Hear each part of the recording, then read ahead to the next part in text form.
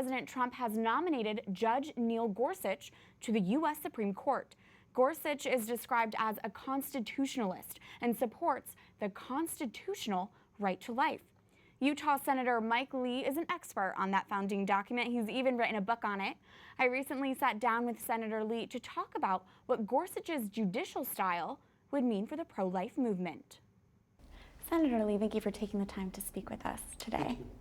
During the 2016 campaign, Donald Trump promised to appoint pro-life justices to the Supreme Court. Since becoming President of the United States, he has appointed Judge Neil Gorsuch.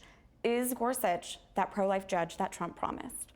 You don't write a book about euthanasia, especially the type of book written by Judge Gorsuch, unless you have a profound respect for the dignity of human life.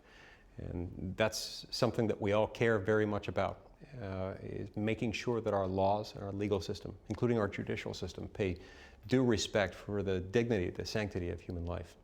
Gorsuch is described as a constitutionalist. What does that mean, especially when it comes to protecting life?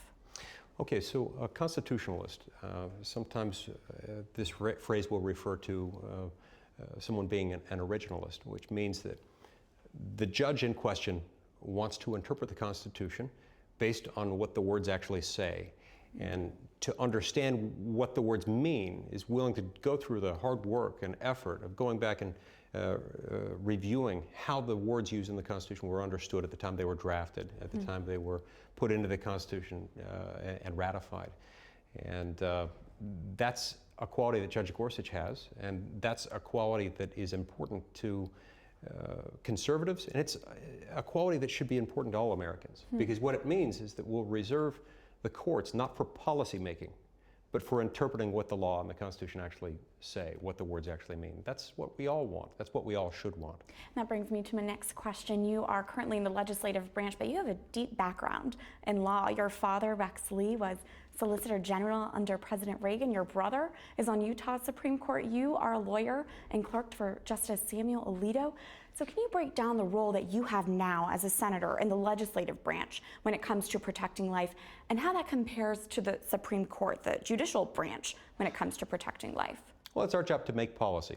It's not supposed to be the court's job to make policy.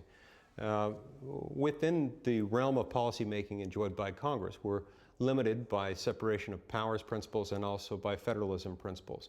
When we follow the Constitution properly, we see that most decisions regarding most of our laws are actually made at the state and local level. They shouldn't be made federally.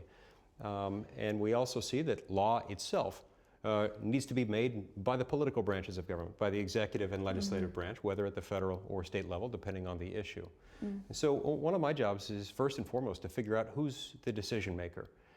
Is this a policy decision? If so, it should be left to the political branches. And secondly, at which level of government should this law be made?